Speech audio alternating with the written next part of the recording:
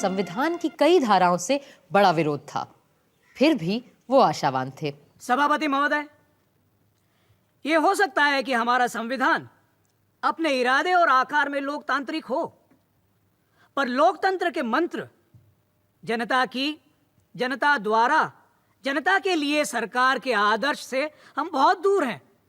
अगर हम संविधान की विभिन्न धाराओं को गौर से परख के देखें, फिर भी यह भी विश्वास है कि सारी कमियों के बावजूद हम इस संविधान को सही तरह बरतें तो निकट भविष्य में ना सही 5-10 बरस के अंदर हम देश में सच्चा लोकतंत्र स्थापित कर सकेंगे। तभी देश की जनता इस देश की सच्ची शासक बन पाएगी। सदर साहब, संविधान सभा ने सबसे बड़ा खतरा हर वयस्क को मताधिकार देकर मोल लिया है। मैं ये भी बता दूं कि मैं इसे खतरा क्यों कह रहा हूं। हमारे देश की 85% जनता अनपढ़ है, मगर सदर साहब फिर भी मैं कहूंगा कि हमने ये खतरा सही अपनाया है, सोच समझ के ये दांव लगाया है, क्योंकि बिना हर वयस्क को मताधिकार दिए हमारा प्रजातंत्र बिल्कुल निरर्थक साबित होता।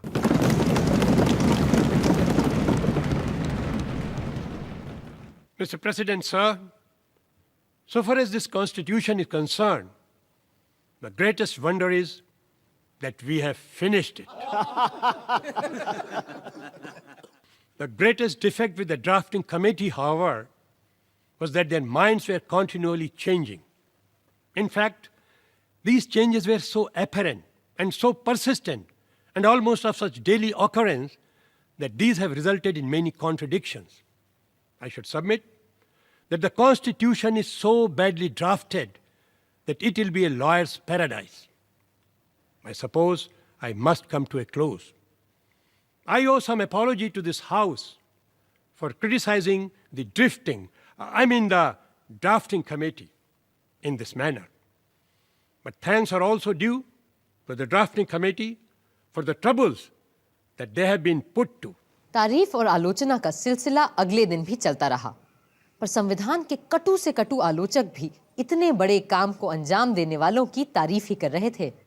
अध्यक्ष महोदय, जो लोग इस बिना पर, इस संविधान पर अपनी आपत्ति जाहिर कर रहे हैं कि इसे एक ही पार्टी ने तैयार किया है, मैं सिर्फ यह कहना चाहूंगा कि वे उन प्रोविजंस की ओर ध्यान दें जो संविधान के संशोधन के बारे में फ्रेम किए गए हैं।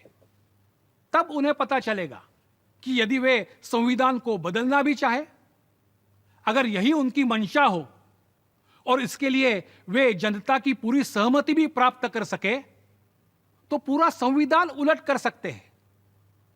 ब्रिटेन के एक संविधान के बारे में एक फ्रांसीसी लेखक ने कहा है, पार्लियामेंट मर्द को औरत में तब्दील करने के अलावा जो चाहे कर सकती है।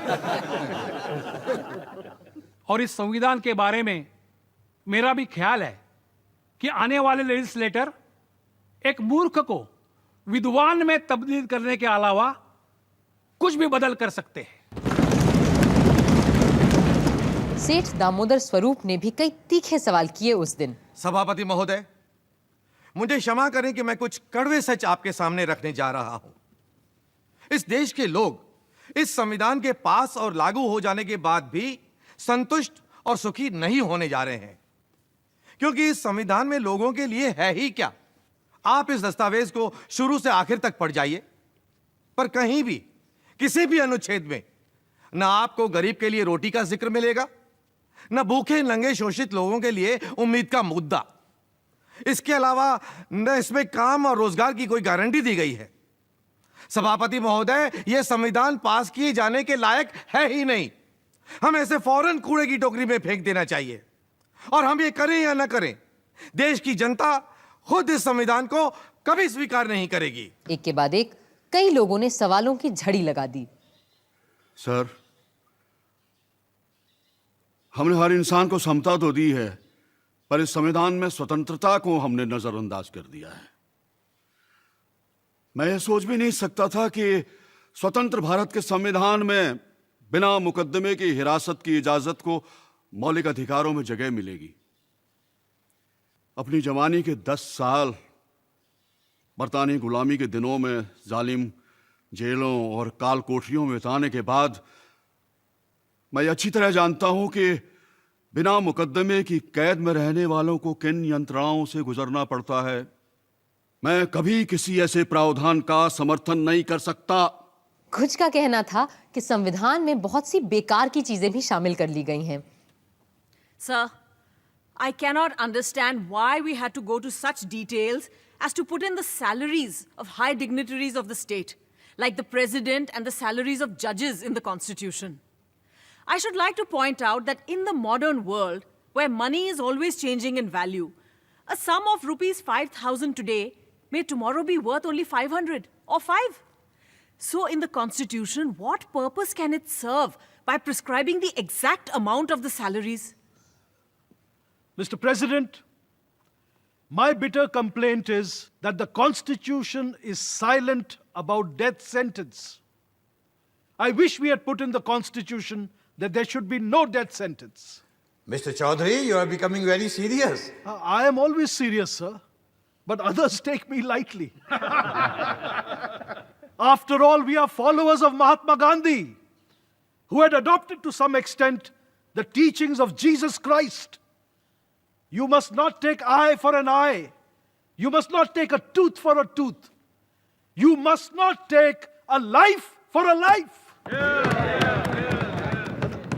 श्री ब्रजेश्वर प्रसाद ने तो संविधान का विरोध करने का एक अलग तरीका ही इजाद किया। मिस्टर प्रेसिडेंट, सर मैं इस कॉन्स्टिट्यूशन को अपना कंडीशनल और आधा अधूरा पूर्ण समर्थन देने के लिए खड़ा हुआ हूं। यदि इसमें हिंदी भाषा और अस्पृश्यता उन्मूलन जैसी चीजें ना होती तो मैं इसका समर्थन कर ही नहीं सकता था। मैं केवल इस बात के लिए संविधान का समर्थन करता हूं कि ये यूनिटरी है, पर फेडरलिज्म, सूबों की एनाटॉमी, पार्लियामेंटरिज्म, एडल्ट फ्रेंचाइज और फंडामेंटलाइज का मैं घोर विरोधी हूं। महोदय, मेरी ऑनरेबल मेंबर से यह अपील है कि वो अपनी बात जरा धीरे धीरे कहें। तूफान महल की तरह दौड़ दौड़ मत जा। जी मैं धीरे धीरे ही बोलता, अगर सदर साहब मुझे अपनी बात कहने का थोड़ा और वक्त देते। खैर, हमारे महान महात्मा गांधी जी खुद विकेंद्रीकरण या डिसेंट्रलाइजेशन के हामी थे। उनके लिए डिसेंट्रलाइजेशन राम राज्य की तरह ले जाने वाला रास्ता था। सिर्फ एक अहिंसक समाज में जहां हर तरह की हिंसा समाप्त हो चुकी हो, हम विकेंद्रीकरण की बात सोच सकते हैं। भाई मुझे 1-2 मिनट और देंगे क्या आप? बिल्कुल नहीं, बल्कि आप अपना भाषण मुझे दे दीजिए। तो इसे पढ़ा हुआ मान लीजिए। और इस तरह आया सभा का आखिरी ऐतिहासिक दिन। इस दिन भी कई लोगों को बोलना था और श्री महावीर त्यागी ने बड़े पते की बात की। हालांकि मैं हर तरह से इस संविधान की इज्जत और तारीफ करता हूं, मगर फिर भी एक चीज यहां ऐसी है जिसका मुझे बड़ा डर है, और ये डर मुझे उस वर्ग से है जिसे हर जगह लोकतंत्र पैदा करता आया है, और वो है ऐसे लोगों का वर्ग जिनके लिए राजनीति ही उनका जरिया या माश बन जाता है, उनका पेशा, उनका धंधा बन जाता है। अगर हमारा लोकतंत्र भी ऐसे लोगों के हाथ आ गया जिनके पास और कोई काम ही नहीं सिवाय पार्लियामेंट की मेंबरी और मंत्री बन जाने के, तब तो हमारे लोकतंत्र को डूबने से कोई नहीं बचा सकता। इस बात का मुझे पक्का यकीन है। तजम्मुल हुसैन साहब ने पाकिस्तान के संविधान की चर्चा की।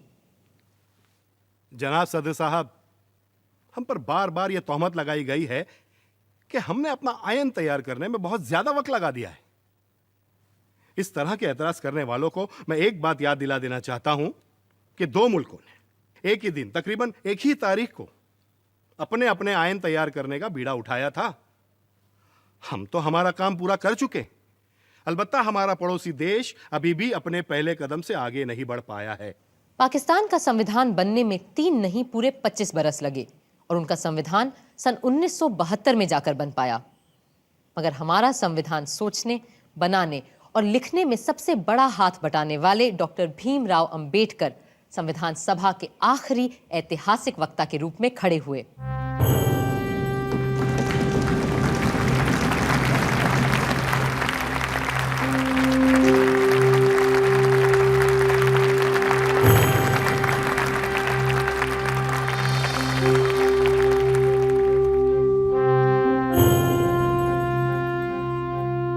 Sir, looking back on the work of the Constituent Assembly, it will now be 2 years, 11 months, and 17 days since it first met on the 9th of December 1946. During this period, the Constituent Assembly has altogether held 11 sessions.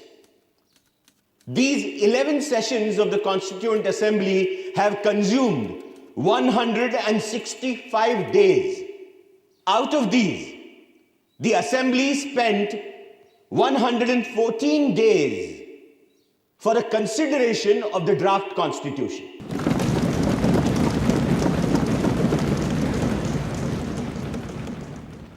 Coming to the drafting committee, it was elected by the Constituent Assembly on 29th of August 1947. Since August 30th, it sat for 141 days, during which it was engaged in the preparation of the draft constitution. Mr. Naziruddin Ahmed has coined a new name for the drafting committee. He calls it a drifting committee. Mr. Naziruddin must no doubt be pleased with his hit, but he evidently does not know that there is a difference between drift without mastery and drift with mastery.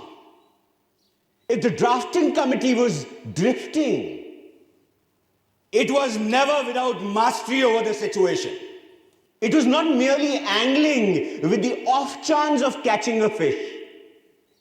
It was searching in known waters to find the fish it was after.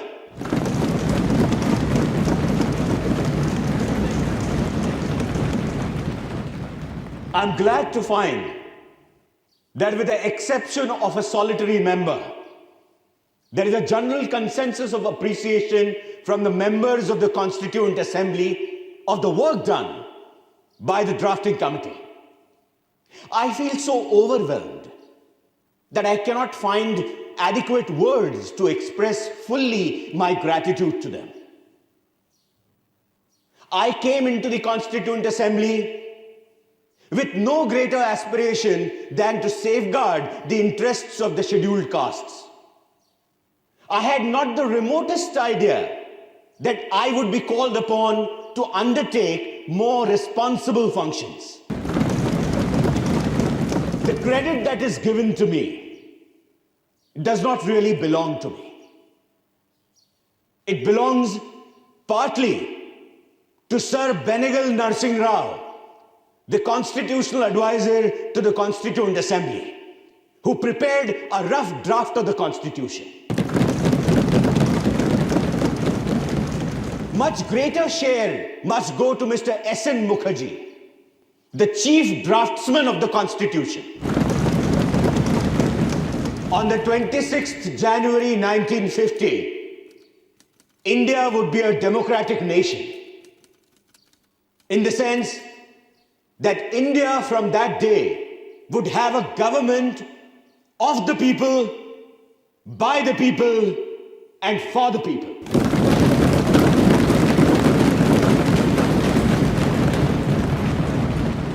A thought comes to my mind. What would happen to her democratic constitution? Will she be able to maintain it, or will she lose it again? If we wish to maintain democracy not merely in form, but also in fact, what must we do? The first thing in my judgment we must do is to hold on to constitutional methods of achieving our social and economic objectives. It means we must abandon the bloody methods of revolution.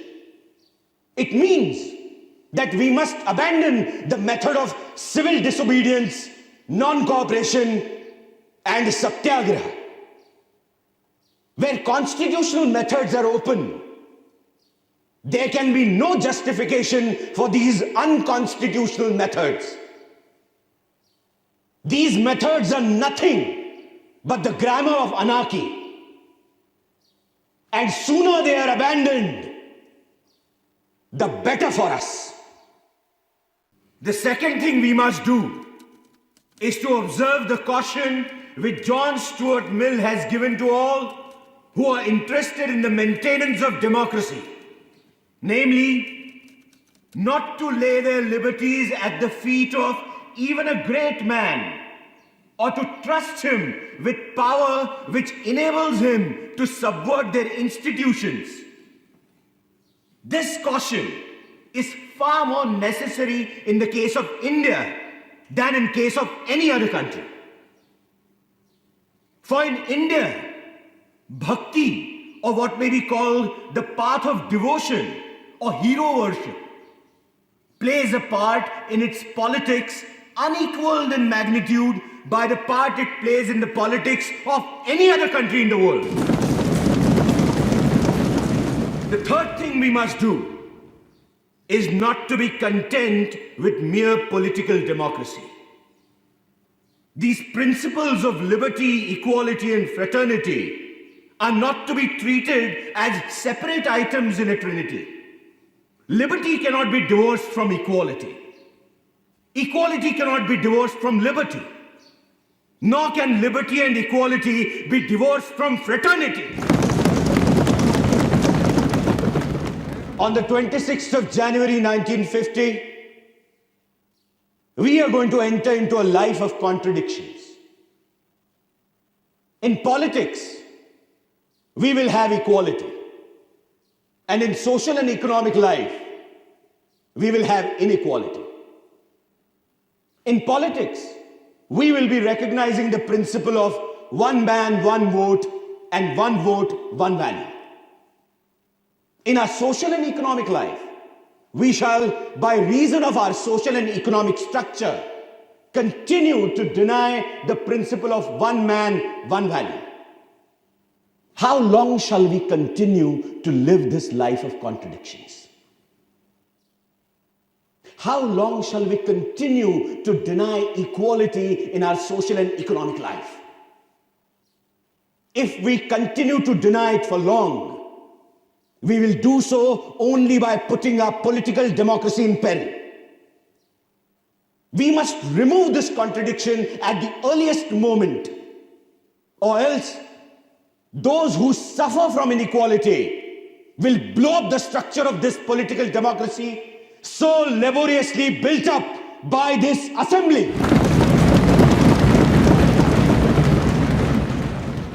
Doctor Ambedkar के बोले गए शब्द आज भी जैसे इस सदन में गूंजते रहते हैं।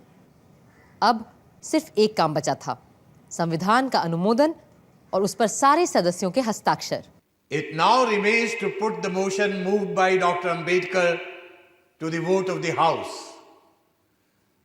The question is that the constitutions settled by this assembly be passed.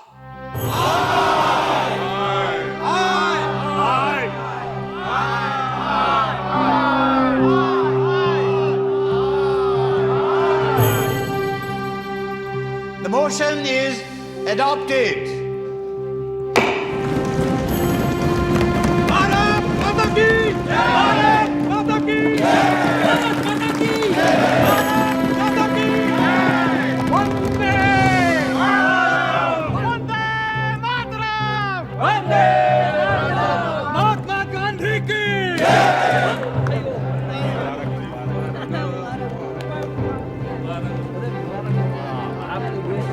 आपको भी बधाई, आपको भी बधाई।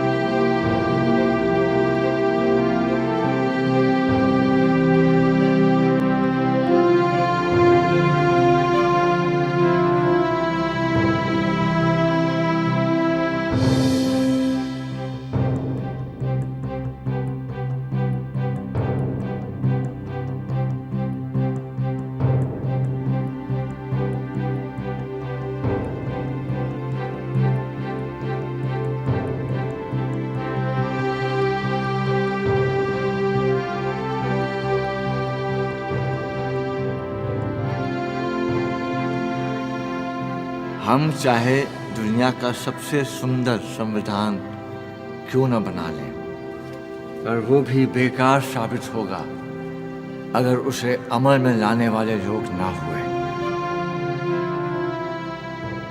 24 जनवरी को संविधान सभा आखिरी बार एक महत्वपूर्ण काम के लिए मिली। इस दिन जन गण मन को राष्ट्रगान और वंदे मातरम को राष्ट्रगीत के रूप में अपनाया गया और इसी दिन नए गणतंत्र के पहले राष्ट्रपति का चुनाव भी किया जाना था। लोकतंत्र की परंपराओं की नींव रखते हुए 2 लोग पद के उम्मीदवार बने, प्रोफेसर केटी शाह और डॉक्टर राजेंद्र प्रसाद। सभा ने उसी व्यक्ति को चुना जिसने 3 साल संविधान बनाए जाने की प्रक्रिया की अगुवाई की थी। डॉक्टर राजेंद्र प्रसाद भारत गणराज्य के पहले राष्ट्रपति बने। अब तो बस 26 जनवरी का इंतजार था। देश भर में उत्सव की सी तैयारियां हो रही थीं। और क्यों ना होता ऐसा? सदियों बाद एक दबा कुचला मुल्क अपने खुद के बनाए गए रास्ते पे चलने जा रहा था।